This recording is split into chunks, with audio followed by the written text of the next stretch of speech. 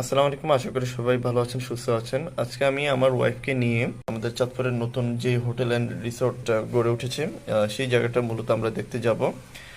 তো গেটে ঢোকার সময় যে দৃশ্যগুলো আমাদের চোখে পড়েছে, বাম পাশে আপনার গাড়ির পার্কিং রাখার জায়গা, আর ডান পাশে হচ্ছে একটা অসাধারণ লেক।